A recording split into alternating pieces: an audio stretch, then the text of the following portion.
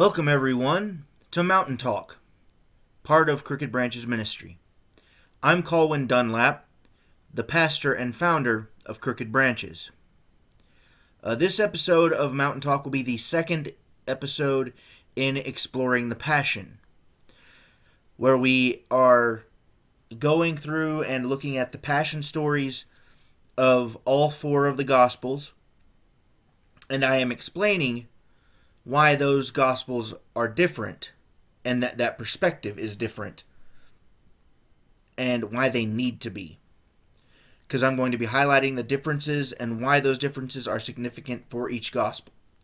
I will also explain how the demographic of the Gospels may have affected each of those perspectives. In the last episode, we covered Mark, which, in my opinion, is the first Gospel written. I will be explaining later why in this video.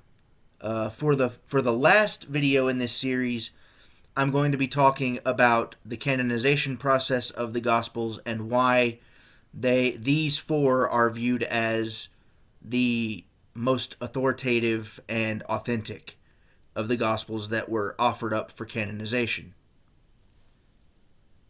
I previously recorded all four of the Gospels for a Maundy Thursday service, but because of technical issues, I could not post that video, so I have decided to make this series, because my Good Friday service was going to be literally this series, basically. So what you will be seeing is me reading the Passion of Christ previously recorded. And then I will pick up immediately from where it left off and finish out the Gospel of Matthew. Then I will go into the explanation lecture on why Matthew is written the way it's written. We begin with chapter 26, verse 14, and we will conclude the reading at the very end of Matthew, chapter 28, verse 20. So with that, let's dive into the Gospels. Then one of the 12, the one called Judas Iscariot, went to the chief priests and asked, "What are you willing to give me if I hand him over to you?" So they counted out for him 30 silver coins. From then on, Judas watched for an opportunity to hand him over. On the first day of the Feast of Unleavened Bread, the disciples came to Jesus and asked, "Where do you want us to make preparations for you to eat the Passover?" He replied, "Go into the city to a certain man and tell him, 'The teacher says, my appointed time is near. I am going to celebrate the Passover with my disciples at your house.'" So the disciples did as Jesus had directed them and prepared the Passover. When evening came, Jesus was reclining at the table with the 12, and while they were eating, he said, "I tell you the truth, one of you will betray me." They were very sad, and began to say to him one after the other, "Surely not I, Lord." Jesus replied, "The one who has dipped his hand into the bowl with me will betray me. The Son of Man will go just as it is written about him. But woe to that man who betrays the Son of Man. It would be better for him if he had not been born." Then Judas, the one who would betray him, said, "Surely not I, Rabbi." Jesus answered, "Yes, it is you." While they were eating, Jesus took bread, gave thanks, and broke it, and gave it to his disciples, saying, "Take and eat. This is my body." Then he took the cup, gave thanks, and offered it to them, saying, "Drink from it, all of you. This is my blood of the covenant, which is poured out for many for the forgiveness of sins. I tell you, I will not drink of this fruit of the vine from now on until that day when I drink it anew with you in my Father's kingdom." When they had sung a hymn, they went out to the Mount of Olives. Then Jesus told them, "This very night you will all fall away on account of me. For it is written, I will strike the shepherd, and the sheep of the flock will be scattered. but after I have risen, I will go ahead of you into Galilee." Peter replied, "Even if all fall away on account of you, I never will." "I tell you the truth," Jesus answered. "This very night, before the rooster crows, you will disown me 3 times." But Peter declared, "Even if I have to die with you, I will never disown you." And all the other disciples said the same. Then Jesus went with his disciples to a place called Gethsemane, and he said to them, "Sit here while I go over there and pray." He took Peter and the 2 sons of Zebedee along with him, and he began to be sorrowful and troubled. Then he said to them, "My soul is overwhelmed with sorrow, to the point of death. Stay here and watch with me." Going a little farther, he fell with his face to the ground and prayed, "My Father, if it is possible, may this cup be taken from me. Yet not as I will, but as you will." Then he returned to his disciples and found them sleeping. "Could you men not keep watch with me for 1 hour?" he asked Peter. "Watch and pray so that you will not fall into temptation. The spirit is willing, but the body is weak." He went away for a second time and prayed, "My Father, if it is not possible for the cup to be taken away unless I drink it, may your will be done." When he came back, he again found them sleeping, because their eyes were heavy. So he left them and went away once more and prayed the 3rd time, saying the same thing. Then he returned to the disciples and said to them, "Are you still sleeping and resting? Look, the hour is near, and the Son of Man is betrayed into the hands of sinners. Rise, let us go. Here comes my betrayer." While he was still speaking, Judas, one of the 12, arrived. With him was a large crowd armed with swords and clubs, sent from the chief priests and the elders of the people. Now the betrayer had arranged a signal with them. "The one I kiss is the man. Arrest him." Going at once to Jesus, Judas said, "Greetings, Rabbi," and kissed him. Jesus replied, "Friend, do what you came for." Then the men stepped forward, seized Jesus, and arrested him. With that, one of Jesus' companions reached for his sword, drew it out, and struck the servant of the high priest, cutting off his ear.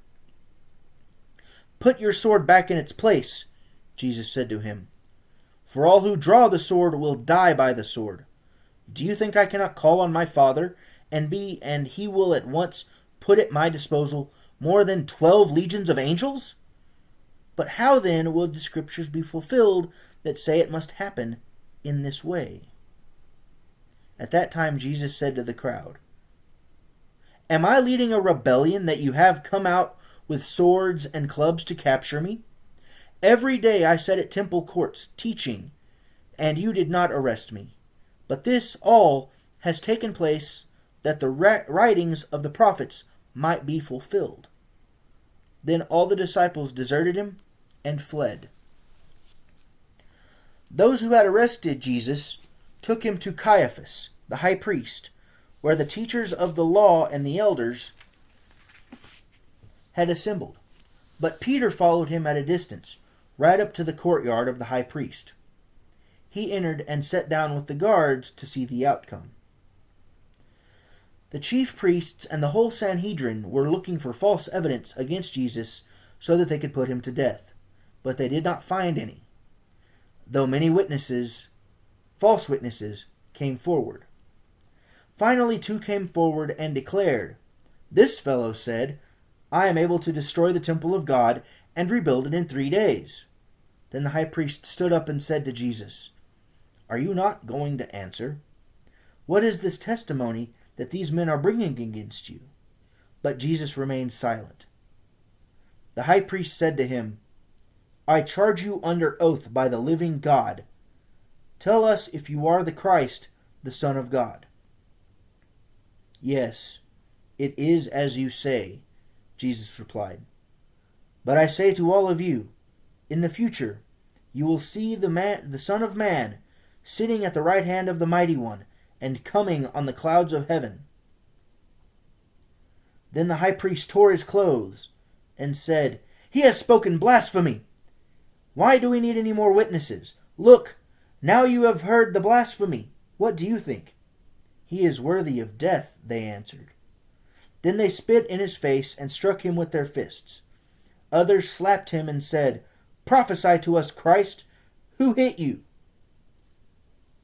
Now Peter was sitting out in the courtyard, and a servant girl came to him. You also were with Jesus of Galilee, she said. But he denied it before them all.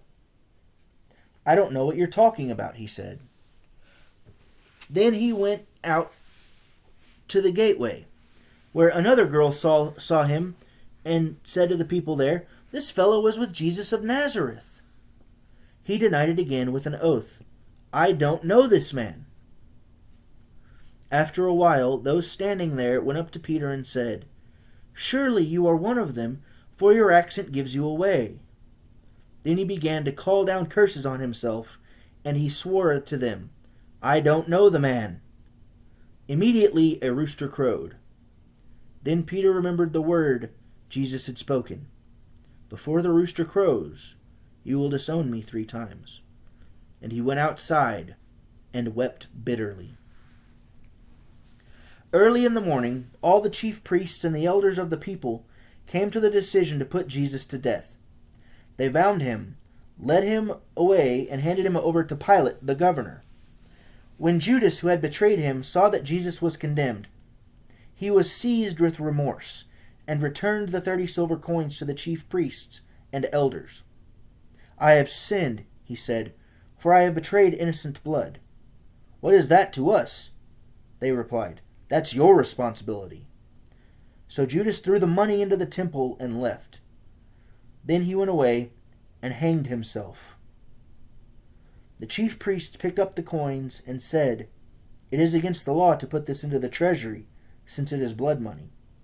So they decided to use the money to buy the potter's field as a burial place for foreigners. That is why it has been called the field of blood to this day. Then what was spoken by Jeremiah the prophet was fulfilled.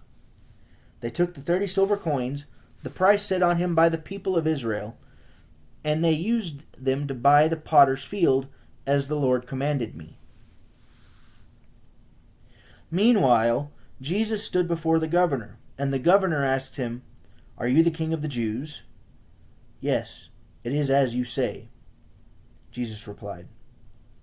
When he was accused by the chief priests and the elders, he gave no answer. Then Pilate asked him, Don't you hear the testimony they are bringing against you? But Jesus made no reply, not even to a single charge, to the great amazement of the governor. Now it was the governor's custom at the feast to release a prisoner chosen by the crowd. At that time, they had a notorious prisoner called Barabbas. So when the crowd had gathered, Pilate asked them, Which one do you want me to release to you, Barabbas or Jesus, who is also called Christ? For he knew it was out of envy that they had handed Jesus over to him. While Pilate was sitting on the judge's seat, his wife sent him this message, Don't have anything to do with that innocent man, for I have suffered a great deal today in a dream because of him. But the chief priests and the elders persuaded the crowd to ask for Barabbas and to have Jesus executed. Which of the 2 do you want me to release to you? Asked the governor. Barabbas, they answered. What shall I do then with Jesus, who is called Christ? Pilate asked. They all answered, Crucify him! Why? What crime has he committed? He asked Pilate, but they shouted all the louder, Crucify him! When Pilate saw that he was getting nowhere, but that instead an uproar was starting, he took water and washed his hands in front of the crowd. I am innocent of this man's blood, he said. It is your responsibility. All the people answered, Let his blood be on us and on our children. Then he released Barabbas to them. But he had Jesus flogged and handed him over to be crucified. Then the governor's soldiers took Jesus into the praetorium and gathered the whole company of soldiers around him. They stripped him and put a scarlet robe on him, and then twisted together a crown of thorns and set it on his head. They put a staff in his right hand and knelt in front of him and mocked him. "Hail, King of the Jews," they said. They spit on him and took the staff and struck him on the head again and again. After they had mocked him, they took off the robe and put his own clothes on him. Then they led him away to crucify him. As they were going out, they met a man from Cyrene named Simon, and they forced him to carry the cross. They came to a place called Golgotha, which means the place of the skull. There they offered Jesus wine to drink mixed with gall, but after tasting it, he refused to drink it. When they had crucified him, they divided up his clothes by casting lots, and sitting down, they kept watch over him there. Above his head they placed the written charge against him: "This is Jesus, the King of the Jews." 2 robbers were crucified with him, one on his right and one on his left. Those who passed by hurled insults at him, shaking their heads and saying, "You who are going to destroy the temple and build it in 3 days, save yourself! Come down from the cross, if you are the Son of God." In the same way the chief priests, the teachers of the law, and the elders mocked him. "He saved others," they said, "but he can't save himself. He's the King of Israel. Let him come down now from the cross, and we will believe in him. He trusts in God.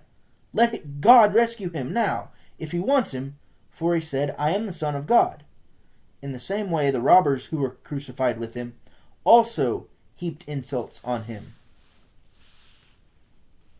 From the 6th hour until the 9th hour, darkness came over all the land. About the 9th hour, Jesus cried out in a loud voice, "Eloi, Eloi, lama sabachthani," which means, my God, why have you forsaken me?" When some of them, those standing there, heard this, they said, "He's calling Elijah." Immediately one of them ran and got a sponge. He filled it with wine vinegar, put it on a stick, and offered it to Jesus to drink. The rest said, "Now leave him alone. Let's see if Elijah comes to save him." And when Jesus cried out again in a loud voice, he gave up his spirit. At that moment, the curtain of the temple was torn in two from top to bottom. The earth shook and the rocks split. The tombs broke open, and the bodies of many holy people who had died were raised to life. They came out of the tombs, and after Jesus' resurrection, they went into the holy city and appeared to many people.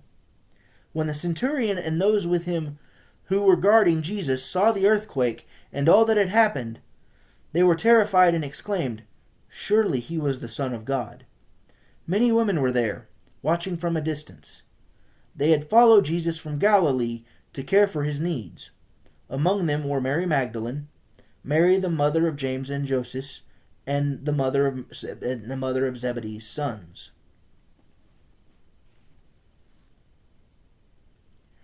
As evening approached, there came a rich man from Arimathea named Joseph, who had himself become a disciple of Jesus. Going to Pilate, he asked for Jesus' body, and Pilate ordered that it be given to him. Joseph took the body, wrapped it in a clean linen cloth, and placed it in his own new tomb that he had cut out of the rock. He rolled a big stone in front of the entrance to the tomb and went away. Mary Magdalene and the other Mary were sitting there opposite the tomb. The next day, the one after Preparation Day, the chief priests and the Pharisees went to Pilate.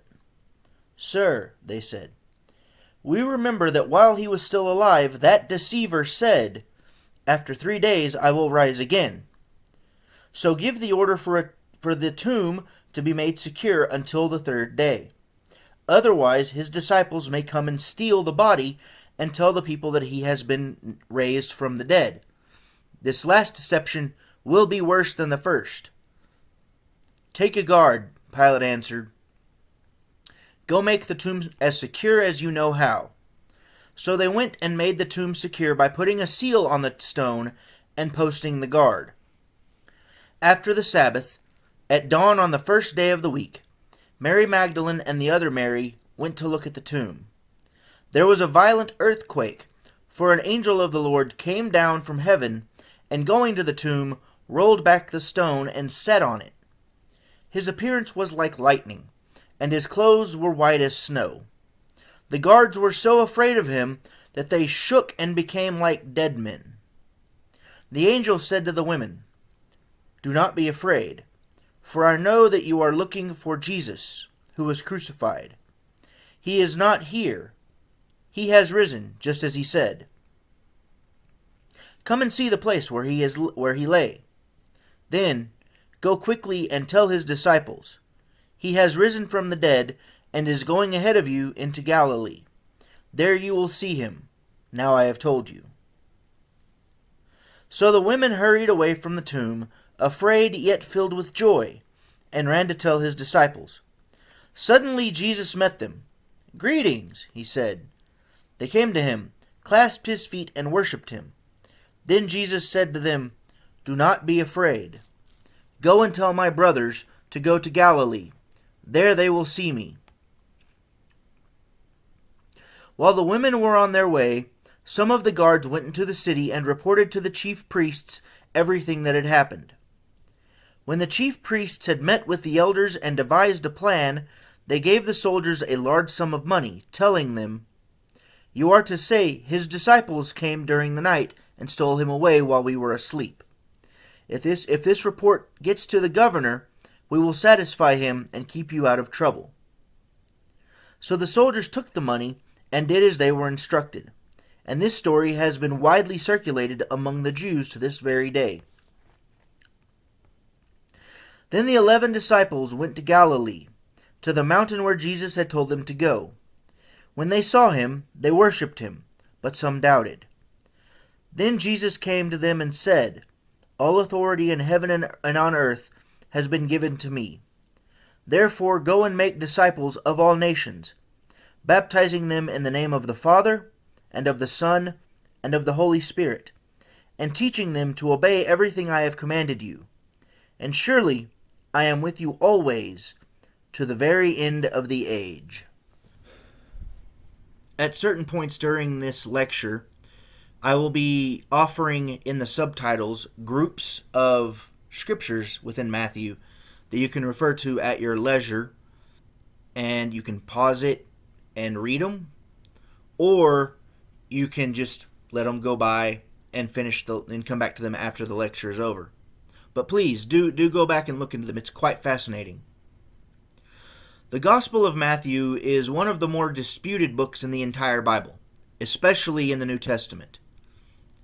Early church founders unanimously agreed that the writer was the Apostle Matthew, a Jewish tax collector.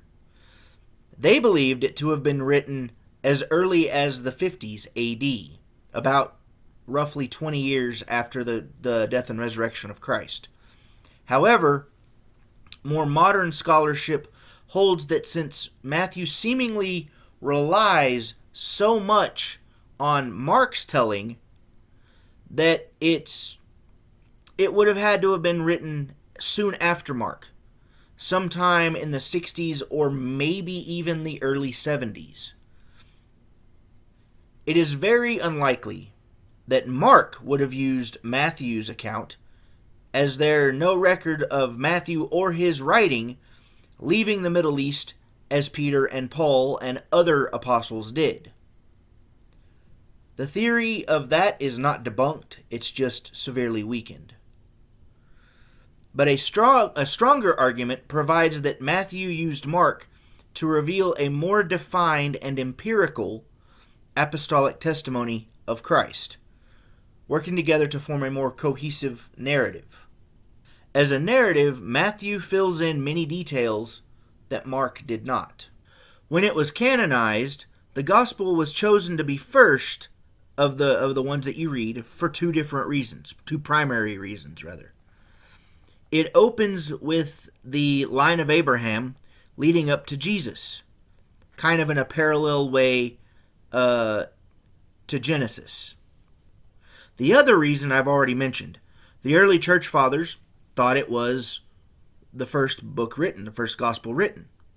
So it was considered a first-hand view from one of the 12 disciples, later known as apostles. The book is seemingly written to a Jewish audience. Though it's written in Greek, the most Jewish elements are featured in Matthew more than in any other gospel, including John, who was a fellow Jew.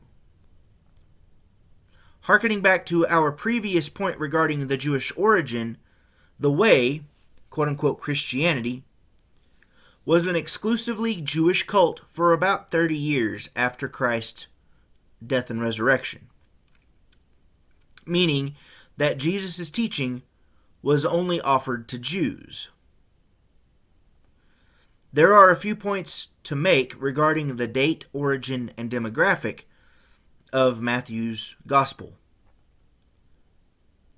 Matthew ignores explaining Jewish customs to readers, unlike Mark, who explained them in detail.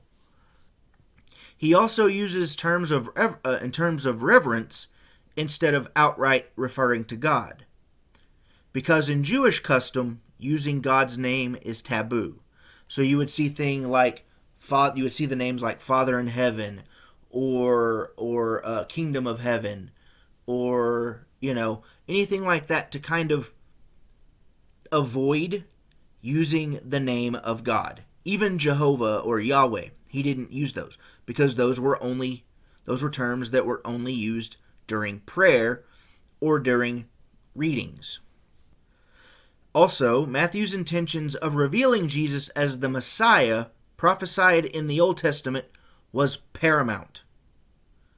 The most emphatic aspect was continually referring to Jesus as the Son of David, and providing more scriptural evidence to support his claim, again, far more than any other New Testament writers as a whole.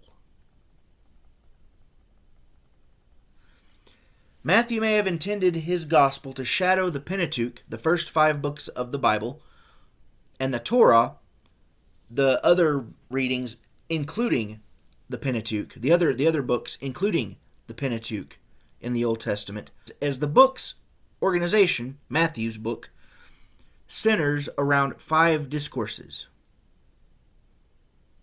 in which Jesus is potentially viewed as a newer, greater Moses 2.0.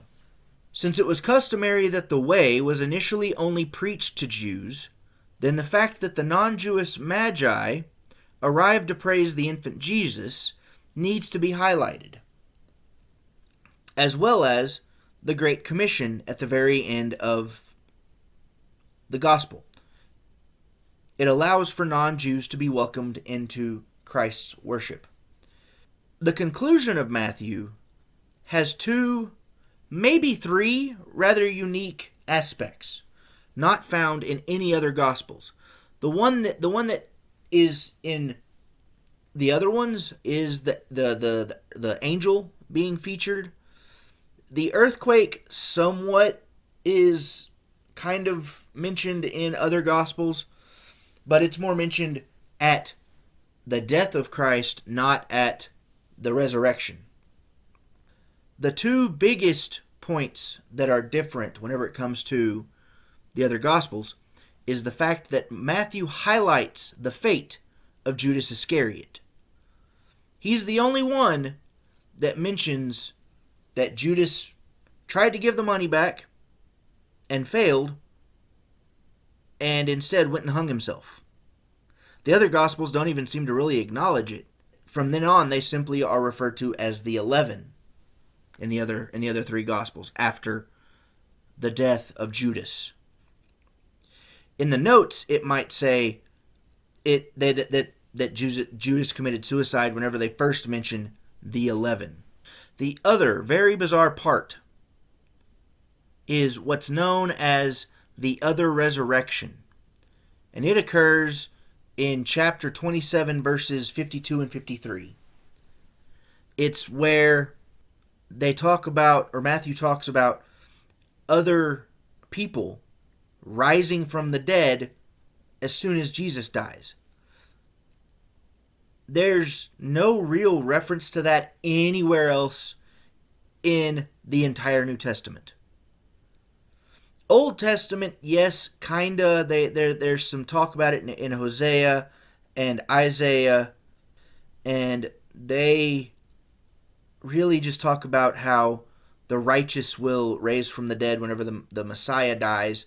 And again, that's just one more piece of evidence to convince Jews that Jesus is the Messiah. And in the long run, that is really what the Gospel of Matthew is. It's I believe, and the evidence supports this theory, and I'm not the only one that believes this, that the Gospel of Matthew was circulated around primarily Palestine to convert Jews into believing the way, into believing in Christ. The Gospel of Mark would have if they were published, in that order where it was Mark and Matthew, the Gospel of Mark would have been circulated as well. And then, like I said, the Gospel of Matthew would have just bolstered his claims, would have bolstered Mark's claims. With Matthew, we get the Jewish teacher that is Jesus, instead of the more, like I said with Mark, the stalwart, faithful, almost stoic Christ. With Matthew, we get the rabbi, the man that preaches to all people. To anyone that will accept him, he is theirs and they are his. Matthew's Jesus is probably the most authentic, historically, out of the four. And it could be, very well, that it was because of a first-hand view of Jesus himself. And given that Mark learned from Peter, Matthew could just corroborate the stories of Mark. Whenever we get into the canonization, I'm going to talk about who's connected to who and the way that it worked, and why all four of these Gospels are viewed as authoritative based on who wrote them, especially on who wrote them. Because Matthew, if it's not actually the disciple, then whoever wrote this may have known Matthew or may have been very close to Matthew. Matthew may have told them all of these things. That it may have been scribed with Matthew saying this. Because, and here's what I actually believe happened. Since so few of Jesus' apostles were of the literate kind, Matthew may not have been literate in Greek. He may not have even been literate in, he would have been literate, like he would have been able to speak it, but I don't know about write it, because of his job as a tax collector. But Matthew ultimately would have probably, or transcribed it. He would have told the story to someone else and they would have written it. A good number of the books in the Bible, Old Testament and New Testament, were written in that fashion. In a way, and I'll cover this next week more in depth, Luke was often Paul's scribe. And sometimes vice versa, but not very much in the other way. With the Gospel of Matthew, we get to see the true light of the world revealed. Because from the beginning, we have it detailed as to how Jesus is the Messiah. Even non-Jewish people acknowledge this fact, Magi. And then as he gets older, he starts to do things that represent more of the Jewish messianic tradition. And ultimately, he died on the cross, and 3 days later he rose, just as Matthew portrayed Jesus to be the Messiah of the Old Testament. He's the only one that really tries so hard to prove that Jesus is the Messiah. He is the Christ. If you have any questions about this, especially about the other resurrection, please ask them, or even thoughts about the other resurrection, because again, that's the only thing that's different, that's really different whenever it comes to the other resurrection stories and really the other passion stories. It's not highlighted at all in any of the, like, if you were to look at the Catholic Stations of the Cross, that's not referred in there at all. It's not really even documented all that much in biblical scholarship because it's just so outlandish. It comes out of nowhere. I mean, really, again, like I said, there's no other reference to it in the New Testament. And even the NIV Study Bible has no references to it. So if you have some ideas or some thoughts, please, let's have a discussion about it. That's what we're here for. That's what Mountain Talk is. It's a discussion about climbing the mountain to God. I hope that I have kind of enlightened you on the nature of the Gospel of Matthew. I'm having to kind of succinctly cover all these things, and we're not even going to barely touch the surface of canonization even in the 5th episode of this series. I could do an entire, probably 10 episode series on the canonization and the history of the early church. If you're interested in that, let me know, because that is something that I am wanting to be expert in. I am really trying and learning about that as much as I can. So, if you're interested in that, I will pursue it. Thanks for watching, and Godspeed.